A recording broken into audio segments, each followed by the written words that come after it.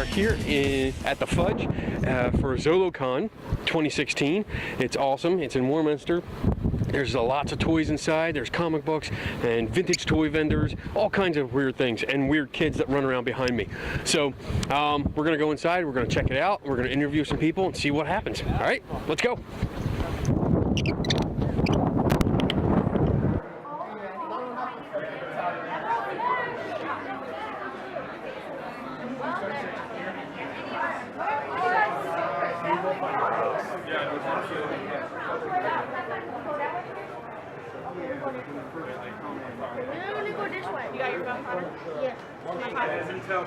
You know you want to enter a raffle.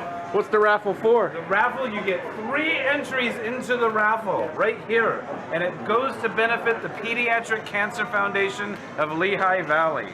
You know you want to enter the raffle, Miss Monster Drinker. How much It's only $5. 3 entries for $5. What are we winning? You get, everything. You get a miniature Elsa. That's perfect. You get a blanket, a frozen blanket, because there's nothing better than cuddling up under a blanket when you're frozen. And we also have a backpack in case you want to steal things. And my sword. Your Get sword. one of my swords. And you, sir, get one of these. Here, it's peppermint schnapps. Woo!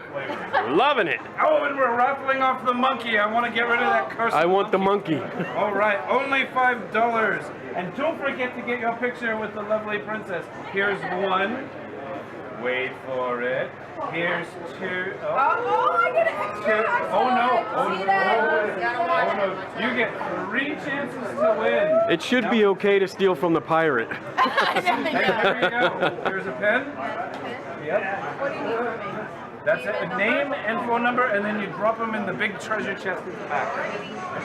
That's it. I don't All have to there be is to present it. to win. What's that? I don't have to be You present do not to need win. to be present to win, but I'll tell you what you won when you win. You get a date with Captain America. Careful, he's a little cold. There you go. We just thawed him out. He hasn't had, It's been a while. he hasn't had a date since the 40s.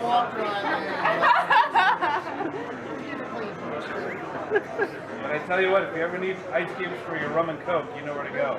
Oh. There you go. Rum and coke.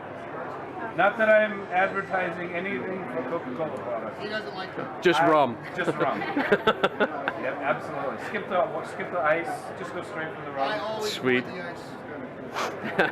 What is your name, my dear? Donna. That is a wonderful name. I happen to like it. My 3rd favorite name today. What about you, Mr. Cameraman? Come on, make a donation. I'm with her. It goes to children.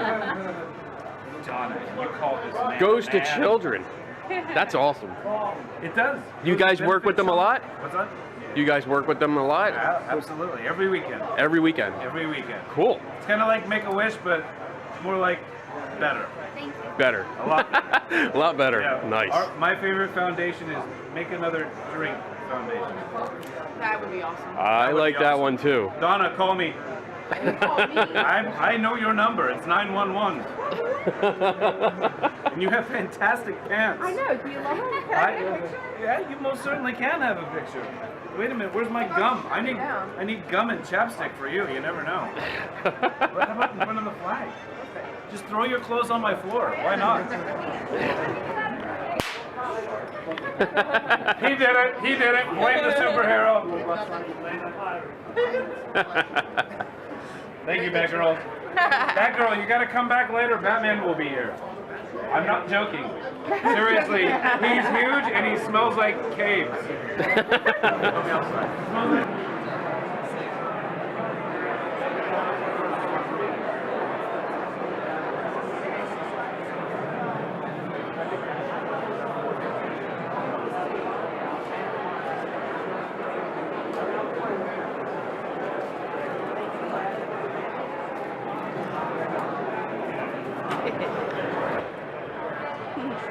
It's a cool bobblehead. All right, we are at Zolocon, and I'm here with Mike. He's going to tell us about this cool arcade concept that he has. So, I own a place called The Game is Afoot Arcade in Warrington, Pennsylvania. I wanted to create an actual real arcade system, arcade feel that anyone can use. So, we don't buy or sell anything. It's an actual retro 80s style place. You can come in, it's $3 every 15 minutes. A place has sit-down racing games, shooter games, all your classic pinball games. And we have a couple of these special cabinets that I have behind me here. This is a virtual feedback pinball game. So it actually has motors and solenoids and bump poppers in them. So as you're playing it, you actually feel like you're playing the game. It's like 98% of the real thing. And there's over 400 tables in this one. This one over here is an actual system. It runs something called Hyperspin, and it has over 5,000 games in them. Wow. Including Nintendo, Super Nintendo, Atari, all the classic stand-up arcade games, all the Sega stuff. So 95% chance you'll be able to actually find whatever game it is that you're looking for that you want to come in and play. That's pretty cool. We've got a small party room in the back that you can come in and if you wanted to do something with 10 or more people. I like the party. But for the most part, it's for you to come in with your kids. We get a lot of dads that come in with their sons and daughters and say, this is where I used to hang out. Yeah. And that's what you do. You come in and you play. Nothing special, just come in and play. And where are you guys located? We're located at 114 Easton Road in Warrington. It's right in the same shopping center as the Warrington Regal 22 Cinemas. Okay. And if they want to find you online and find more information? You can go to thegameisafootarcade.com or find us on Facebook. Awesome. Awesome. I mean, thank you very much. I appreciate it. It looks cool. Oh, thank you. It looks cool. My wife wants to buy the pinball machine. Yes. So, and she's not getting it. We're going to have to go to this place so you can play it all the time. There you go. All right? Thank you cool. so much. Thank you very much. Take care. So the reason arcades went out of business was the prices to rent the locations where arcades were went up so much, but the price of playing the arcades never went beyond, right. I mean, the highest ones were like $1. Right. So arcades started going out of business because they didn't make enough money. So what we ended up doing is when we decided to create an arcade, we wanted to have a small space so that we can cover the rent basically, but because we also have some of these unusual cabinets that have thousands of games in them, it gives us an arcade worth of a warehouse size of arcades in a smaller space. You'd have to come to us 500, 600, 700 times to get bored and not find a game you want to play. True.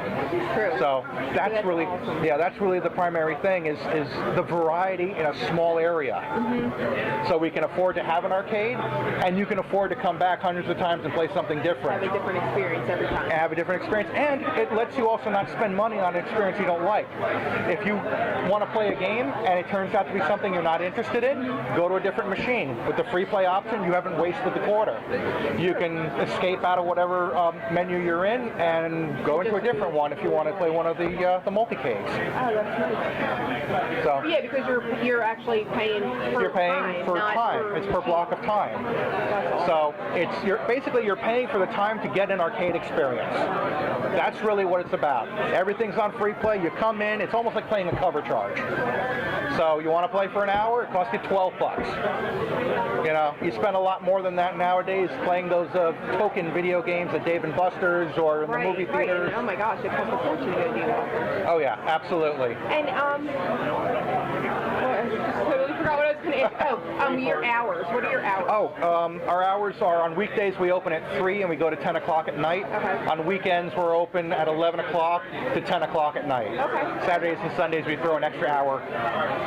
If we get there, a lot of people are late. But feel free to go to our website to check out the hours, check out our packages, our group rates, our green screen packages that we have for the back. We've got a lot of special stuff that we can do for people there. Do you do like adult parties? We do adult parties, and if you do a private booking, you can do a BYOB. Oh, yes. That's what we're looking for. Yeah, get 10 of your buddies together, do a private party. We shut the arcade down to the public, and you can do a BYOB there. Awesome. I love your shirt. Oh, yeah. Yeah. Well, it was either that or I had one that has the original arcade Atari joystick on it. It says original gamer. This is my daughter, who's also, she's Link from Legend of Zelda. Oh, yes. We know know that very well. Awesome. So, she helps out here. Yeah. She's the one who did the. Oh, those decorations. Yeah, she did the variety of things there. Very nice. Very, very cool. Yeah, it takes a younger generation to use the computers more I efficiently. know, doesn't it? Yep. I ask my kid all the time how to work. Cool. All right, thank you. We're definitely gonna come out and visit. Thank you. By all means, come in if you want to come videotape in there, whatever. By all means. Preston and Steve are doing a ticket raid at our place coming up. It's the first weekend in March, I believe. You can check us out on our website, thegameisafootarcade.com.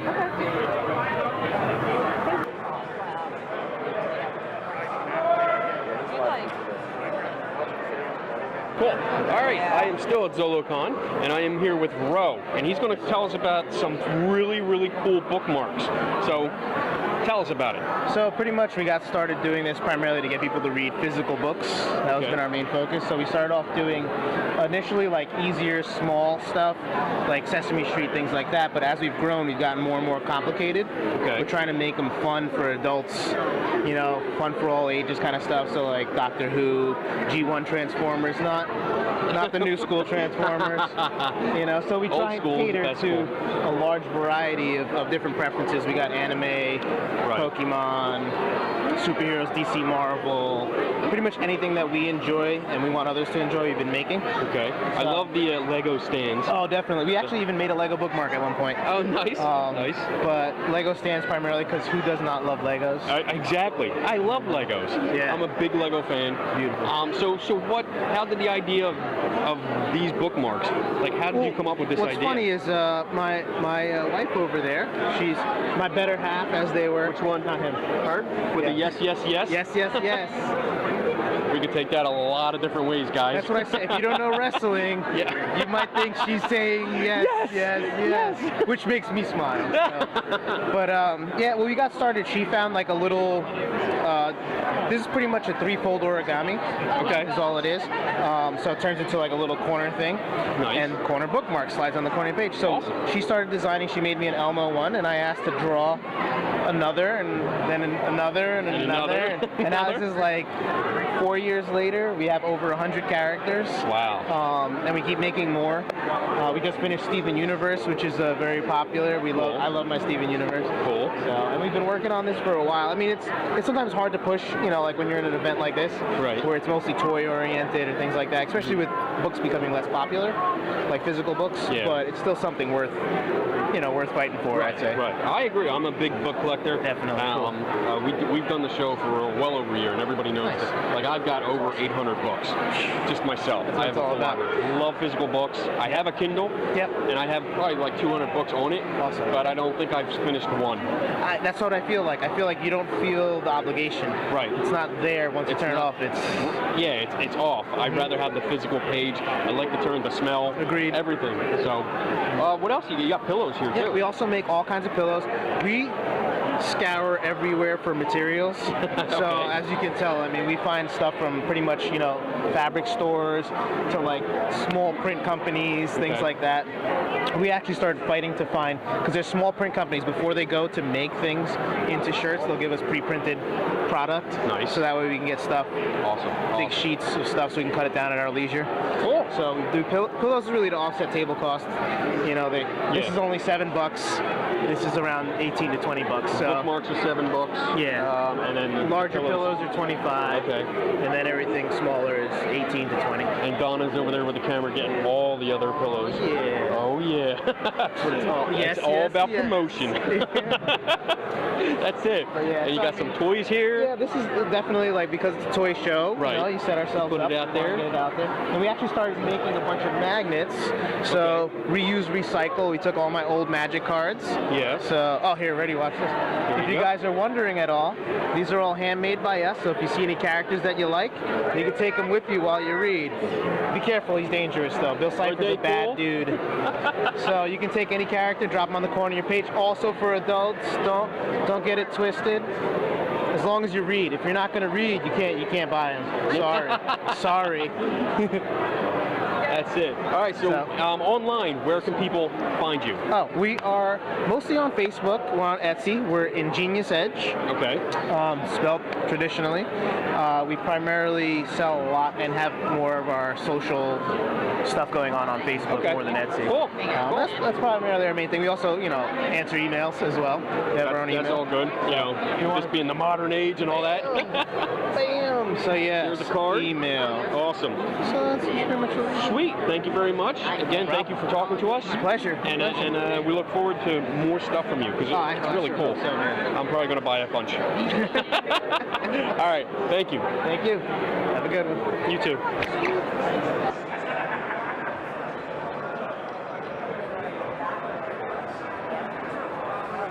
Okay, we're at a table and they're talking about a drive-in movie theater. So who are you guys? Who wants to be a spokesperson? I'll be a spokesperson. We're the Drive-In Boys. We represent the Mahoning Drive-In Theater. It's a drive-in theater up in Lehighton, Pennsylvania. It's near Jim Thorpe. It's about an hour north of here. Okay. What makes our drive-in so special, though, outside of the fact that it's a drive-in, there's not many of those left, is that we're 100% retro. It's all repertory. It's all 35mm film. We showcase reel-to-reel exhibition. Wow. So it's all archival stuff that other theaters are not allowed to play.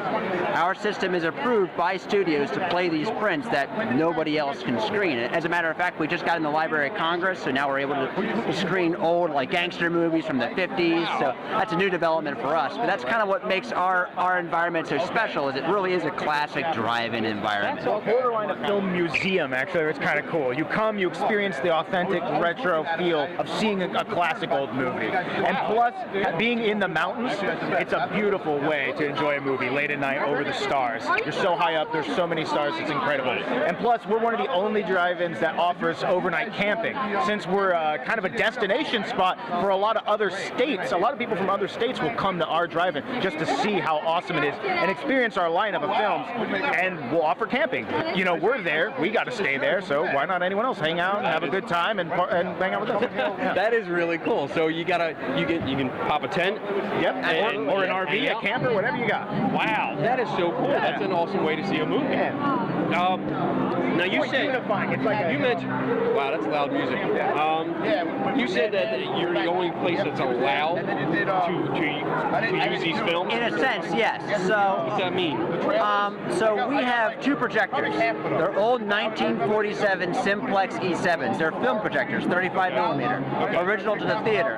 And what makes them different than a different setup is they're reel-to-reel. I mean, that means 20-minute changeovers. Right. That means we have a projectionist in the booth that's doing a live changeover every 20 minutes, live switching the reels. Wow. And that's a lot easier on the film. It's less stress on the film to go from point A to point B. Right. Then there's another system called a platter where you spool up all the film on a big plate and then you feed it in the projectors. Yeah. It has to go through a series of pulleys and twists and turns, and a lot of studios won't rent out to theaters that have platters because it wrecks the film. Okay. So being reel-to-reel allows us to play movies that theaters or studios would otherwise be hesitant to lend out. Okay.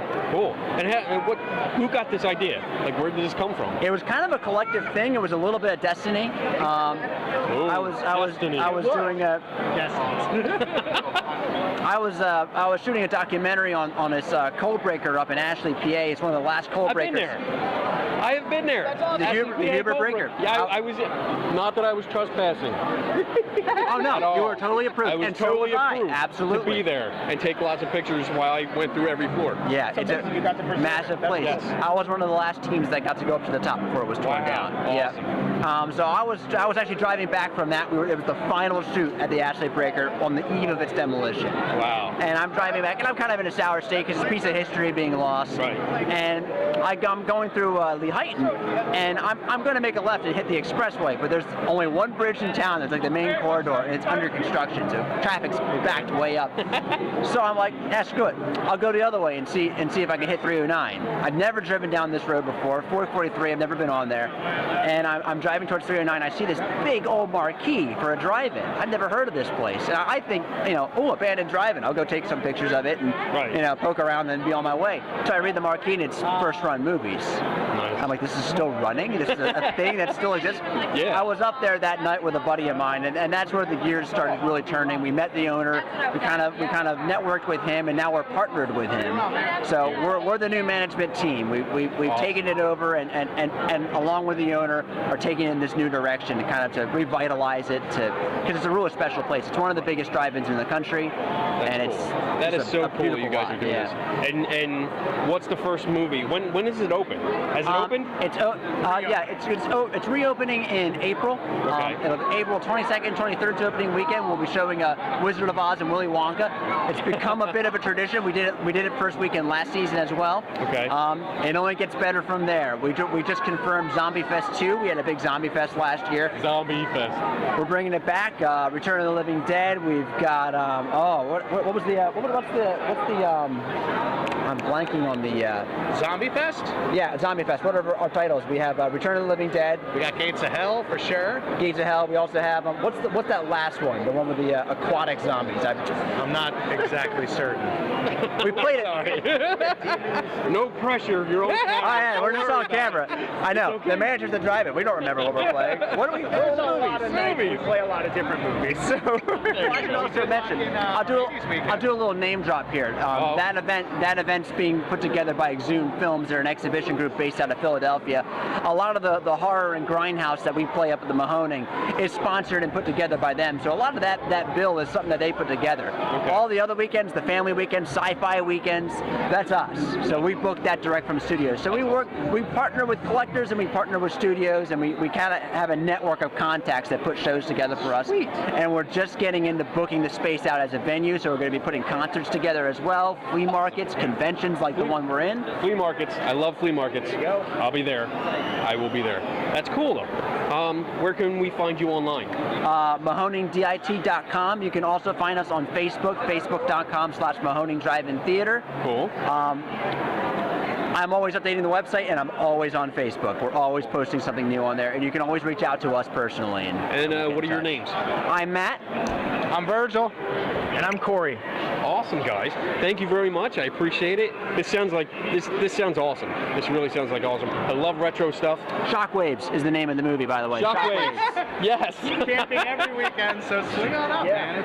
This is great stuff. We love retro stuff. I'm kind of old, so I'm partial to like toys and movies and stuff from the 70s and 80s. Absolutely. So They hearing don't this do stuff, it like they used to. No, It's the old trope, no, but it's true. No. I mean, what do you some guys? people don't get the privilege to see those old movies, and I feel lucky to be able to see old films on the screen like in the past, and it's kind of a feel privilege. And to get in and help out is even cool too. To be behind the stand and cooking is kind of a privilege as well in itself. It's a conduit for the younger generation to appreciate and understand this art as well, because it really is a fun place to be, and it's a special place to be, and it's a trip back in time.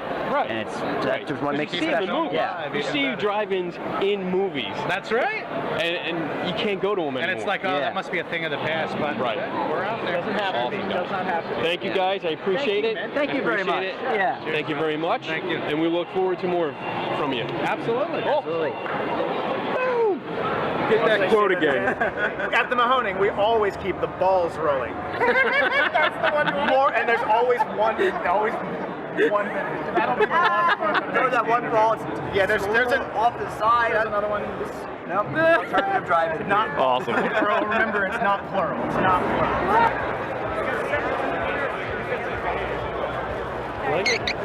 I did this a while ago before our first conference just to stand out. And It does. I know everybody loves my microphone. It's cool. It's very cool. Because they love my lightsaber.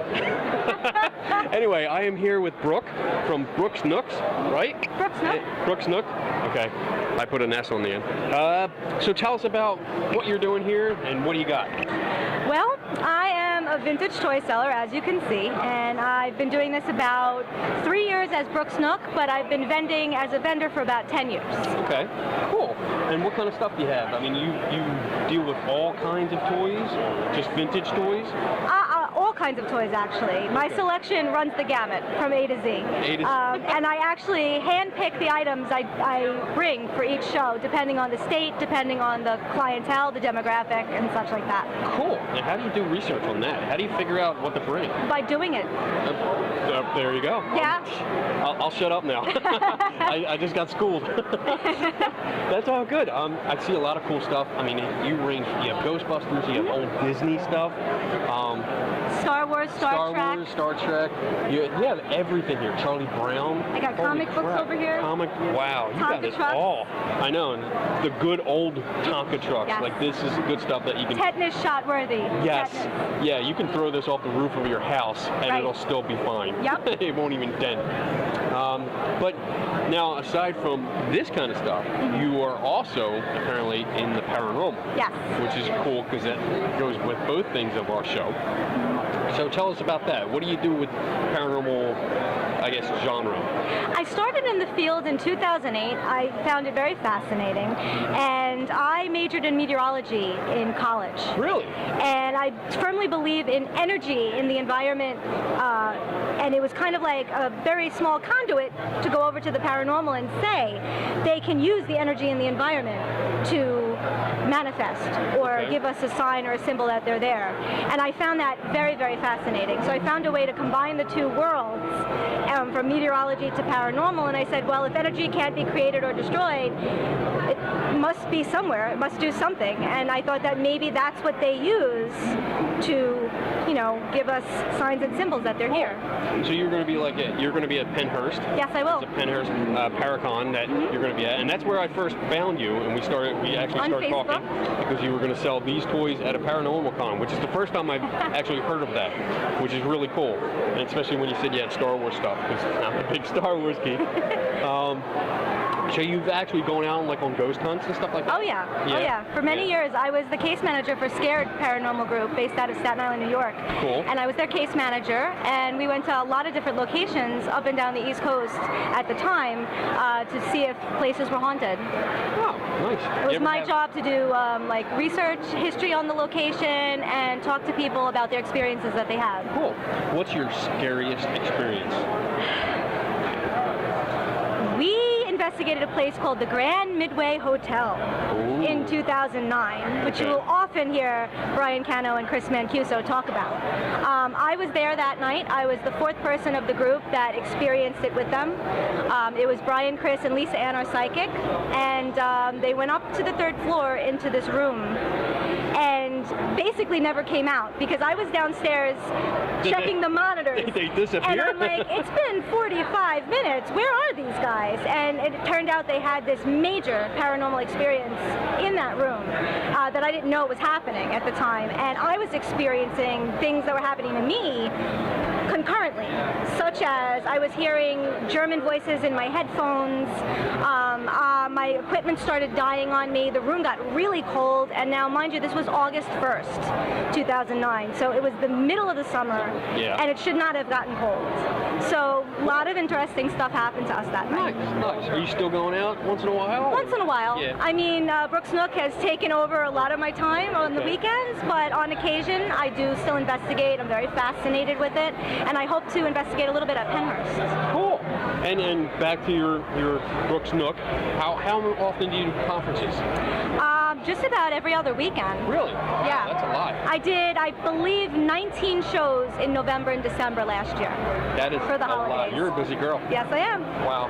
Okay, and just for our online people, where can they find you online? BrooksNookVintage.com. Cool. All right. Thank you. Thank you very much. I appreciate it. And yeah, I'm going to look around because you got some cool toys. I just sold one of the Ghostbuster books. Oh, dang. How much is the sign? $10. $10? Anti-nerd sign. Okay, I'm going to take this. Okay. This is mine. Okay. This is taking this off the shelf. This is mine. It's coming around because I am a nerd. All right, this is the way to sell. Sell me stuff when I'm interviewing you. It's the best way to make me spend money. There you go. All right. Thanks, guys.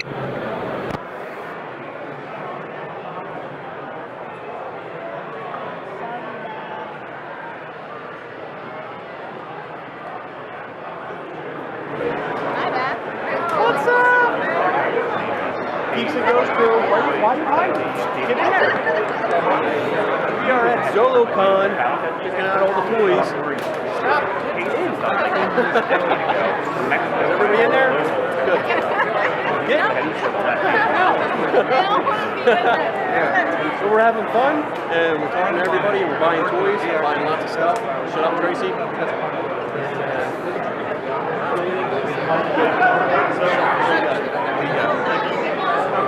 Oh, cool. Very cool. You picked up one? We're going to go back in the movie. They guarantee that if I went to the preview, that I'll be back. And love it. So,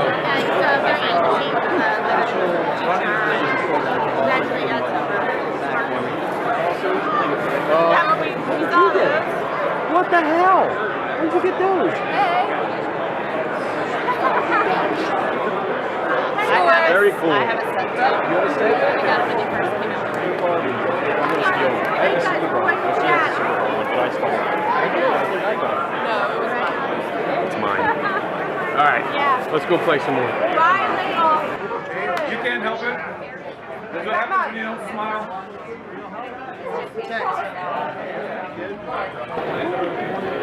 All right, I am here with Josh, and he's going to tell us about a He-Man preservation organization. Tell us about this. Sure. We are a public charity. We're a 501c3 tax-deductible charity. It's dedicated to the preservation of art of Masters of the Universe. Awesome. Now, I take it you like He-Man and Masters of the Universe? A little bit. I'm a child of the 1980s. So am I. Exactly. So I grew up with He-Man, the cartoon, the figures, the whole package. I was a lifelong collector, and then I had the opportunity to purchase some original artwork from the creators and artists. Wow, that's great. Now, what drew you to it? Like, what about Masters of the Universe that gets you? It was a cartoon that was on right after school. You come home, you have your cereal sit in front of the TV. Yep. But you also had the toys to play with it. So it was one of the first times that you could, watch it on TV. Get your action figures. It came with mini comics that told you stories. Okay. It was a complete package. Awesome. Now, what does the organization do? Like, how do you help preserve? Well, originally when I purchased the artwork, we didn't have an organization. And we were looking at ways to share with the public, but also to preserve the artwork for future fans and future generations. Okay.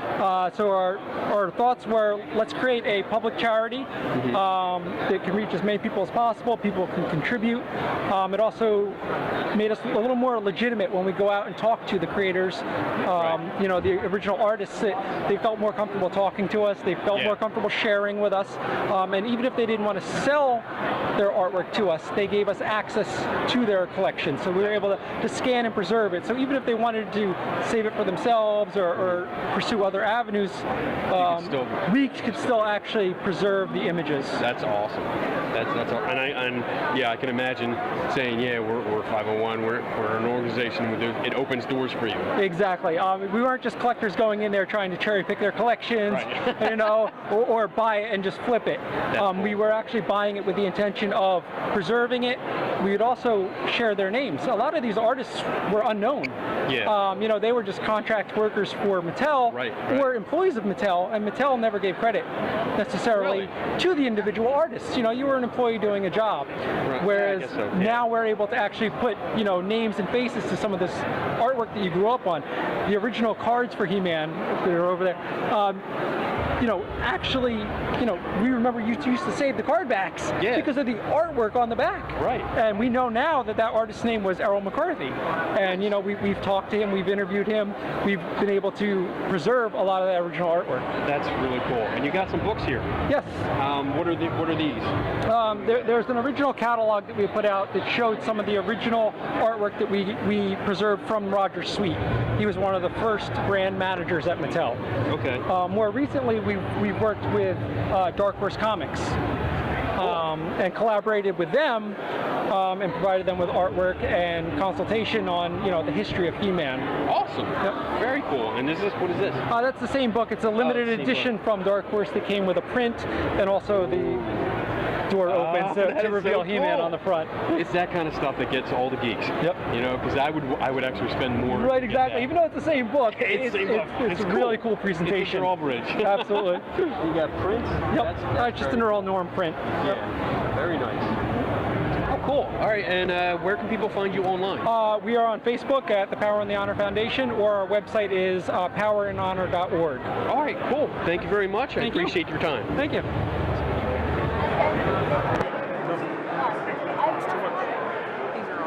I said it's too much.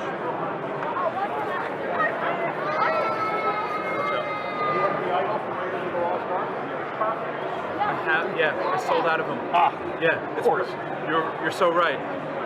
How much is that? All right, I am here with Mike, and he is an author. He's going to tell us about his book. So tell us about it. Okay, well, The Spider and the Laurel is a dystopian thriller. It's been compared to like Indiana Jones meets V for Vendetta.